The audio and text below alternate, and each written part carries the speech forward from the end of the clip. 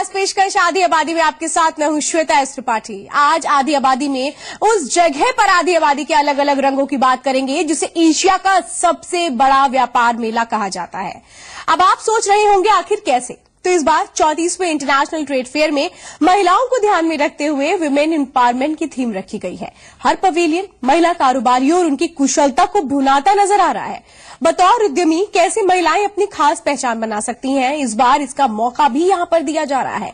Business के लिहाज से तो ये खास है ही, साथ ही शॉपिंग के लिहाज से भी अलग है, क्योंकि यहां हर राज्य के पवेलियन में वहां की खास चीजों की प्रदर्शनी लगती है, जिससे हर राज्य की कला संस्कृति को करीब से जानने का मौका मिलता है। कुछ ऐसे ही रंग हम आपके लिए लेकर आए हैं। कैसे महिलाएं जमा रही हैं ट्रेड फेयर में अपनी धाक, ये तो हम बताएंगे ही। कैसे इस बार का ट्रेड फेयर है अलग, ये भी दिखाएंगे। तो चलिए शुरू करते हैं ट्रेड फेयर में आदि आबादी।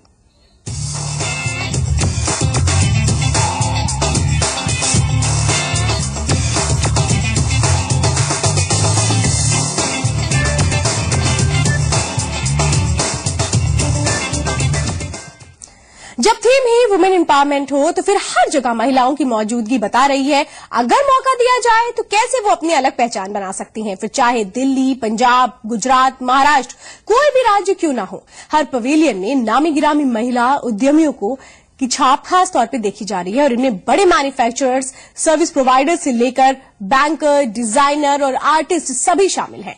वहीं कई पवेलियन के अंदर राज्य की चुनिंदा महिला कारीगरों और डिजाइनरों को अपने हुनर की नुमाइश का भी मौका दिया गया है। कैसे ये सब हो रहा है, कैसे एक ट्रेड फेयर आदि आबादी के नाम हो रहा है, इस रिपोर्ट में देखते हैं।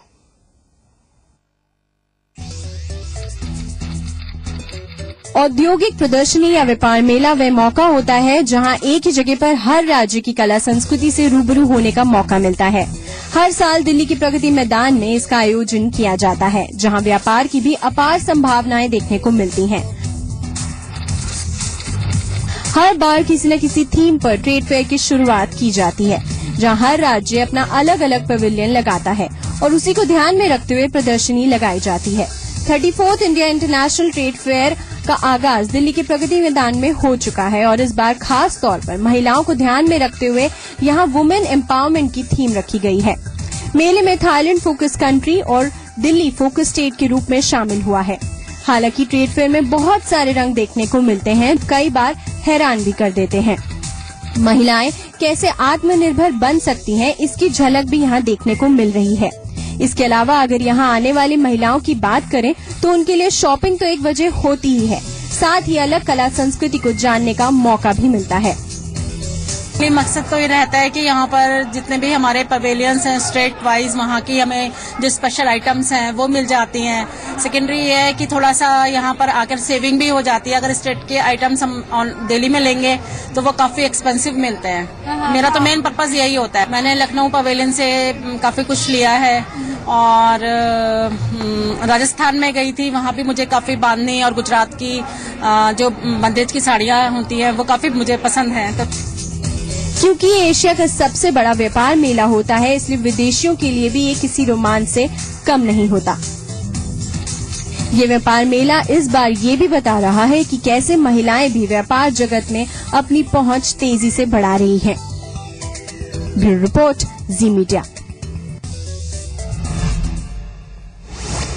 आपने देखा कि कैसे महिलाएं बढ़ चढ़कर ट्रेड फेयर में हिस्सा ले रही हैं, लेकिन जरा इनसे हटके उन महिलाओं की भी बात करें जो हर साल इंतजार करती हैं ट्रेड फेयर के शुरू होने का, ताकि वो शॉपिंग कर सकें। इन महिलाओं के लिए कैसे खास है ट्रेड फेयर, जाना हमारी संवाददाता शिल्पा पुंटीर ने।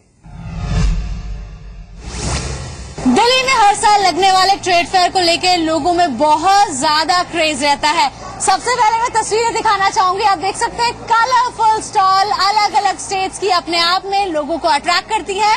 कुछ महिलाएं हमारे साथ हैं, आइए जानने की कोशिश करते हैं कि कितना ज्यादा इन्हें मजा आ रहा है और आखिर वो पीछे क्या रीजन होता है जो उन्हें ट्रेड फेयर में खींच लाता है। अच्छा बताइए, ट्रेड फेयर में आखिर क्यों आने का मकसद क्या रहा?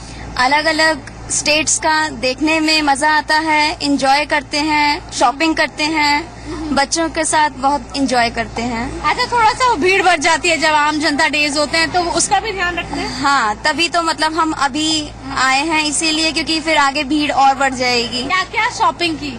क्या क्या शॉपिंग करी हमने, अपने बैंगल्स, इयररिंग्स खरीदे, बच्चों की शॉपिंग करी। खूब एंजॉय करा। Very nice. अच्छा ये बताइए, ट्रेड फेयर आने का क्या मकसद रहा? हम घूमते हैं, लेकिन यहाँ पे चीजें बहुत महंगी होती है, इसलिए हम खरीद नहीं पाते। महंगी लगी आपको? हाँ जी, जो हमारे यहाँ पे 250 की मिलती है, यहाँ पे 500 की 600 की इस तरह से मिलती है, इसलिए हम ले नहीं पाते। थोड़ा सा महंगी लगी यानी कि, पर मजा पूरा आता हाँ, है। मजा पूरा। अच्छा आप बताइए, आपको क्या क्या पसंद आया? क्या क्या चीज अच्छी लगी? कौन सा स्टेट का देखा आपने? दिल्ली अच्छा लगा मेरे को तो। दिल्ली पवेलियन अच्छा लगा, और इसके अलावा और कौन सा पवेलियन देखा? सारे देख लिए, बस पंजाब रहता है, पंजाब में जाएंगे अभी। पंजाब। अच्छा ये बताइए, आपके आने का क्या मकसद है? बेसिकली मैं देहरादून से ट्रेड फेयर देखने के लिए आई हूँ। इंडियन कल्चर है, वैरायटी मिलती है, moreover lots of fun is here, so इसीलिए मैं ट्रेड फेयर में आई। और हम देख रहे हैं खरीदारी भी बहुत कर चुके हैं। ऑब्वियसली जब आप वैरायटी देखते हो तो इनसे स्पेशली गर्ल्स, उनका नई ज्वेलरी अच्छी है, लेना है, इट्स लाइक दैट, तो इसीलिए थोड़ी बहुत सबसे ज्यादा क्या पसंद आया स्पेशली? सबसे ज्यादा ये इंडियन कल्चर को जिस तरीके से दिखाया हुआ है, that is really awesome and hats off to the organising committee, really. Okay, यहाँ तो बहुत ज्यादा लगता है ट्रेड फेयर की फैन स्पेशली देहरादून से आई हैं। आप बताइए, आपने क्या खरीदारी की? कोई पर्टिकुलर पवेलियन जो बहुत ज्यादा पसंद आया? और आपका आने का भी मकसद शॉपिंग है? मुझे तो नहीं, शॉपिंग नहीं है, मैं हर साल आती हूँ और कुछ भी नया भी क्या चीज आ रही है, नया क्या चीज है, वो सब देखने के लिए। और सर मुझे तमिलनाडु बहुत अच्छा लगा। तमिलनाडु पवेलियन क्या चीज पसंद अभी आई? तक मैंने उसमें जो उन्होंने पल्सेस वगैरह से बनाए हुए हैं सारे, वो बहुत अच्छा लगा मुझे उसमें। चलिए, कहीं कहीं शॉपिंग मकसद होता है तो कहीं वो न्यू लॉन्चेस होता है, उसकी तरफ भी लोगों का अट्रैक्शन हो। अच्छा, इनका तो न्यू लॉन्चेस की तरफ बहुत ज्यादा अट्रैक्शन था, आपका क्या मकसद रहा? मेरा ये मकसद रहा कि हम एक दिन में सब कुछ नहीं देख पाते हैं। मैं तो यहाँ पे दोबारा ही आने वाली हूँ, बच्चों को छोड़ के, स्पेशली पापाओं के पास। तो अभी सबसे ज्यादा कौन सा पवेलियन बहुत पसंद आया? मैंने सीरियसली अभी सिर्फ 2 देखे हैं, और नेक्स्ट 2 days में मैं जरूर आने वाली हूँ। हाँ, पर बच्चों को घर में छोड़ के? Seriously, of course, not with the kids. अच्छा, इन्होंने एक सजेशन दे दिया है महिलाओं के लिए कि बच्चों को घर पे छोड़ के आए, क्योंकि भीड़ लगातार बढ़ रही है। सैटरडे संडे पापाओं की छुट्टी होती है ना। अच्छा ये बताइए, आपका क्या मकसद रहा है? मैं तो वैसे वैरायटी की उससे आती हूँ, शॉपिंग तो हम वही करते हैं कि जो हमें पसंद आता है, जो नया दिखता है वो हम लेते हैं। पर मैं स्पेशली यूपी के लिए आई थी, क्योंकि मैंने पेपर में पढ़ा था जो वो माँ दुर्गा का स्टेच्यू बनाया है, वो स्पेशली मैं देखने के उससे आई थी। कैसा लगा? मुझे बहुत अच्छा लगा। यूपी पवेलियन खास तौर पर? वही तो मैं कह रही हूँ कि पेपर में मैंने देखा तो मैं उसे खिंची चली आई कि मुझे ये देखना है कि वो कैसा बना हुआ है। और शॉपिंग हो गई है? शॉपिंग हाँ, थोड़ी बहुत हो गई है, और बाकी फिर एक दिन में तो होता ही नहीं है नेक्स्ट विजिट। अच्छा ये बताइए, यहाँ पर कुछ आपको ट्रेड फेयर मजा आया? से आवाज निकालो। अच्छा आप बताइए, क्या कहना चाहेंगी लास्ट में? बस ये लास्ट बोलना चाहूंगी टू ऑल द इंडियंस जो भी आ रहे हैं देखने, स्वच्छ भारत अपनाएं। और हमें काफी अच्छा लगा यहाँ पर देख के कि सब साफ सफाई थी अच्छी। अच्छा, कुछ हमारी ब्यूटीफुल लेडीज जो प्लान कर रही हैं यहाँ आने का, उन्हें कोई सजेशन? आप एक बार घूम चुकी हैं। सजेशन वही है, सैटरडे संडे पेरेंट्स फादर्स के पास छोड़ो और एंजॉय करने आओ अपना। हाँ, तो आप देख सकते हैं लड़कियों में खास तौर पर क्रेज है, वो अलग। शॉपिंग तो एक मुद्दा रहता ही है, साथ में जो न्यू लॉन्चेस होते हैं, अलग अलग प्रोडक्ट, वो उनको खींच रहे हैं। लेकिन इतना जरूर है कि अपने आप में जो भारत को पूरा समेटे है ये ट्रेड फेयर, इसकी खासियत भी बहुत ज्यादा है। और यही बात है कि हर साल ट्रेड फेयर को लेकर लोगों में बहुत ज्यादा क्रेज रहता है। दिल्ली से कैमरामैन राकेश के साथ शिल्पा पुंडीर, जी मीडिया।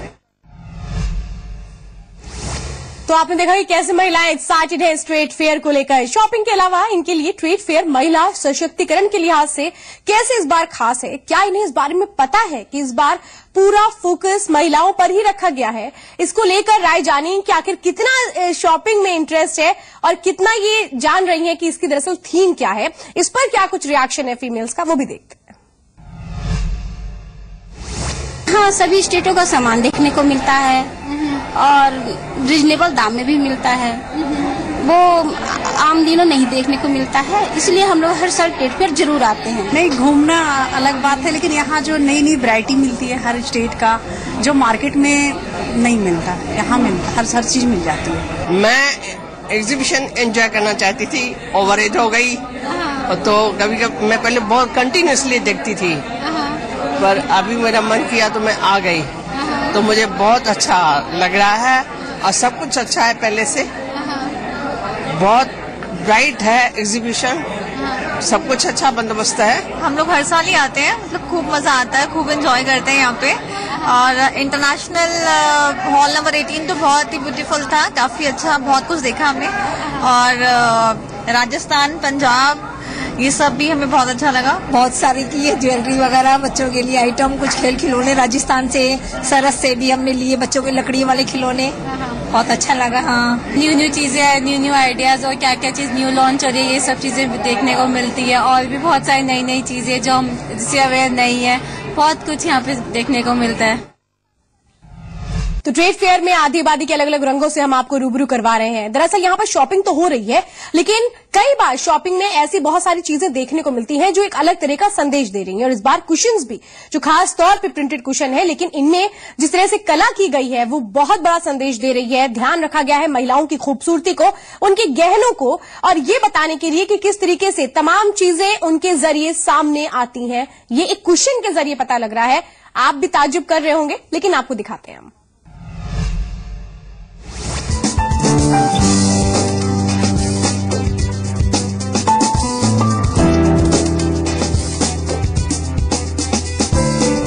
दिल्ली में हर साल लगने वाले इंडिया इंटरनेशनल ट्रेड फेयर में इस समय हम मौजूद हैं। डिफरेंट कलरफुल पवेलियंस लोगों को अट्रैक्ट कर रहे हैं। ऐसे ही बेहद शानदार एक पवेलियन में इस समय मौजूद है। इसमें जितने भी यहाँ पर प्रोडक्ट है, हैंडीक्राफ्ट है और बेहद स्किल्ड वर्क यहाँ पर देखने को मिल रहा है। एक एक प्रोडक्ट जो है उसे बहुत बारीकी से बनाया गया है। तो आप देखेंगे इसमें हैंडीक्राफ्ट को स्टफ्स हैं और बेहद यूनिक, बेहद क्लासी। आप मैं शुरुआत इससे करना चाहूंगी। आप देखेंगे कितनी फाइन इसमें एम्ब्रॉयडरी है। यहाँ पर इस तरह की बूथ्स हैं, लोगों को बहुत अट्रैक्ट करते हैं और इस तरह के प्रोडक्ट आमतौर पे हमें शोरूम्स में देखने को नहीं मिलते। इसके अलावा आप देखेंगे जो बहुत शानदार यहाँ कलेक्शन देखने को मिल रहा है वो है कुशन कवर्स का कलेक्शन। और आमतौर पर हमें चाहे बड़े से बड़ा शोरूम है, इस तरह का जो वर्क है बहुत कम देखने को मिलता है और या कह सकते हैं कि ना के बराबर देखने को मिल सकता है। आप देखेंगे इस तरह का सीक्वेंस वर्क है, बीड्स है कलरफुल, जिसका यहाँ पर काम देखने को मिल रहा है, बारीकी आप देख सकते हैं। और जहाँ तक कॉस्ट की बात करें तो करीब करीब 2000 से ये रेंज शुरू हो जाती है, जो कि वर्क के अकॉर्डिंग जितना बड़ा आर्टिस्ट होगा वो बढ़ती रहती है। इस समय हमारे साथ रंजना जी हैं, डिजाइनर हैं, जिन्होंने ये शानदार कुशन कवर्स हैं इन्हें बनाया है। अच्छा रंजना जी, सबसे पहले आपका बहुत बहुत स्वागत है इतना अच्छा ये चीज दिखाने के लिए हमारे दर्शकों को। Thank you very much ma'am. अच्छा ये बताइए, आमतौर पर इस तरह के कुशन कवर्स हमें बहुत कम देखने को मिलते हैं, इसके बारे में बताइए कौन सा वर्क है, किस तरह का? इस कुशन सेट की बात करें तो ये ब्राइडल और अफ्रीकन लेडी से मैं इंस्पायर्ड हुई हूँ। और यहाँ पे जो जरी काम होता है, जरी के जो बीड्स और सीक्वेंस होते हैं, हमने उनको फॉलो करते हुए ये सारे एक थोड़े मॉडर्नाइज वे में इनको फॉर्म करके इन सारे डिजाइन को डेवलप करा है, जिसमें डिफरेंट साइज के आप देखिए इसमें बीड्स हमने यूज किए हुए हैं और सीक्वेंस मोतियां यूज की हुई हैं। साथ में इधर देखें आप, इधर भी हमने डिफरेंट जो छोटी और बड़ी मोतियों का जो अलग अलग कलर होता है उनको डाई करके उसके ऊपर हमने ये बीड्स को प्रॉपर रेंज किया। अच्छा, वो पर्टिकुलर कुशन किससे इंस्पायर्ड है? ये अफ्रीकन लेडी और अफ्रीकन का जो कल्चर होता है, इनकी फेस, इनकी जो ज्वेलरीज होती है उसको और उनका शेप, उनके जो फेस के शेप होते हैं उसको हमने फॉलो किया। प्लस उनका जो वो हैवी ज्वेलरीज जो पहनते हैं, उनके जो कलर होते हैं, उन कलर्स को लेके हमने यहाँ पे इन कुशन्स को सेट किया है। साथ में हम देख रहे हैं बहुत ही ट्रेडिशनल और वो जो कॉपर शेड होता है पिंक के साथ, कितना शानदार कॉम्बिनेशन दिख रहा है, उसके बारे में बताइए किससे इंस्पायर्ड है? ये ब्राइडल जो हमारे यहाँ दुल्हन जब होती है, जो कहते हैं ना शादी के टाइम में जब लड़कियों को सजाते हैं, जब दुल्हन का भेष बनाते हैं, तो उनका जो ऊपर का जो जनरली हम लोगों के यहाँ लाल मरून कलर जो होता है वो वही यूज करते हैं। तो उसको इन बीड्स के जरिए मैंने ये घूंघट का रूप दिया है। प्लस जो ज्वेलरी में हम जो सोने की ज्वेलरीज पहनते हैं उस तरीके के, और जो शेप मतलब फ्लावर और जो इस तरीके के एथनिक शेप को ज्यादातर लोग ट्रेडिशनली यूज करते हैं, तो उन शेप्स को फॉलो करते एक दुल्हन का जो फेस होता है उसको हमने इस पे। एंड अगेन हम यहाँ देख रहे हैं बहुत ही मॉडर्न ये डिजाइन्स हैं और बहुत ही क्लासी लग रहे हैं, इसके बारे में बताइए। ये जो डिजाइन है ये मैं एक पेंटिंग से इंस्पायर्ड थी जो बिल्कुल ही वाटरी इफेक्ट करके उन्होंने बनाई थी। उस वाटरी इफेक्ट को मैंने इसमें ट्रांसफॉर्म किया है बीड्स के थ्रू। मैंने कई सारे कलरफुल बीड्स इकट्ठे किए और उसके बाद एक फ्लावर को मैंने कई तरीके से मतलब डिस्क्राइब किया है, एक 3D इफेक्ट क्रिएट करे। अच्छा, अगर हम बात करें ये नीचे फैब्रिक किसका है? ये भी अगेन ये आपका सिल्क फैब्रिक है ये। तो आप देख सकते हैं यहाँ पर बात खास तौर पे अगर हम फैब्रिक की करें, कुशन्स की करें, बूट्स आपने देखे, हैंड एम्ब्रॉयडरी है और बेहद बारीकी से इस्तेमाल है। आप देखेंगे जहाँ अफ्रीकन वो टच आता है, इंटरनेशनल कुछ टच आता है, वहीं पर जो ट्रेडिशनल एक दुल्हन होती है उसकी भी यहाँ पर डिजाइनिंग की है। लेकिन इतना जरूर है, आमतौर पर इस तरह की डिजाइनिंग जो है बेहद कम देखने को मिलती है और यही खासियत इंडिया की है कि पूरा ये मेला आर्ट और कल्चर को समेटे है जो आमतौर पर हमें बेहद कम देखने को मिलता है। दिल्ली से कैमरामैन राजेश चौहान के साथ शिल्पा पुंडी, जी मीडिया। तो बात तो हमने ट्रेड फेयर के अलग अलग रंगों की कर ली, लेकिन इस बार महिलाओं की सुरक्षा को भी ध्यान में रखा गया है। तभी तो केरल पवेलियन में थीम व्यापार से अलग सुरक्षा रखी गई है और यहाँ ट्रेन महिलाएं बाकी महिलाओं को, लड़कियों को भी आत्मरक्षा के गुर सिखा रही हैं। ये तमाम चीजें कैसे हो रही हैं, ये जाना हमारी संवाददाता श्वेता गुप्ता ने।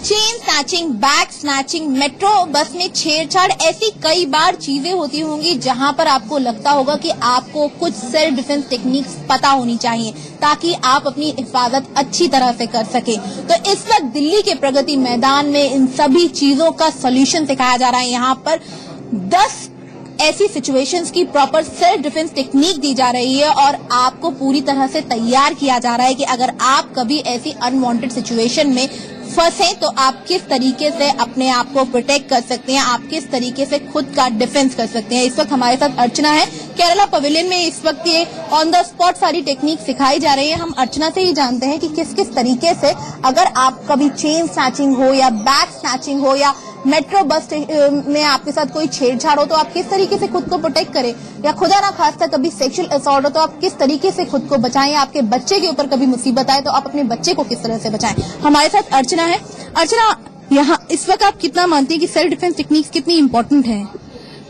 अभी के इस सिचुएशन में, इस जनरेशन में बहुत सेक्सुअल असॉल्ट या फिर चेन स्नैचिंग ऐसे होते रहते हैं, तो लेडीज को अपने आप सेल्फ प्रोटेक्ट करना चाहिए। सबसे पहले तो हर टाइम बी अवेयर कि कुछ भी हो सकता है तुम्हारे साथ, तो उसके हिसाब से प्रिपेयर रहना है। ये लोग मेथड दिखाएंगे। सबसे पहला है चेन स्नैच। आगे से चेन स्नैच दिखा रहे हैं। अगर आगे से चेन स्नैचिंग होती है तो किस तरीके से खुद को प्रोटेक्ट करें? अगर वो चेन, जैसे चेन पे पकड़ते हैं तो पहले उनके हाथ को पकड़ो और अपनी तरफ ही पकड़े रखो। उसके बाद उनके फेस पे अटैक करो, स्पेशली नोज पे। फेस पे जब आप अटैक करते हो तो वो ऑब्वियसली आईज क्लोज करते हैं या यू गेट 2 or 3 सेकेंड्स कि तुम आगे प्रोटेक्ट कर सकते हो। उसके बाद उन्हें ग्रोइंग में मारना है, किक हिम, जब तक वो तुम हाथ छोड़ता नहीं है तुम्हारे चेन से, फिर उसे पुश कर दो। पीछे से कोई चेन स्नैच करने की कोशिश करे तो आप किस तरीके से खुद को प्रोटेक्ट करें? अगर बैक से स्नैच कर रहे हैं तो पहले उसे अटैक करो। सबसे पहले तो स्क्रीम करो, बहुत तेज स्क्रीम करना। उसके बाद जैसे ऑपोजिट हाथ से मारो एंड नेक्स्ट नोज, उसके बाद फिर kick him and then push him.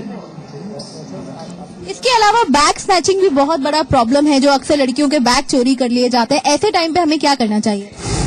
सबसे पहले बैग को ऑलवेज जब होल्ड करते हो तो ग्रिप करो उसे the way they have done.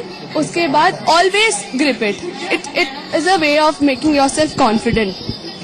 अगर जैसे पकड़ रहा है तो ऑलवेज अटैक ऑन फेस, हर उसमें अटैक ऑन फेस। और जैसे इन लोगों ने क्रॉस करके वो कर रखा है लेग्स में, वैसे करिए। उसके बाद kick and then push him.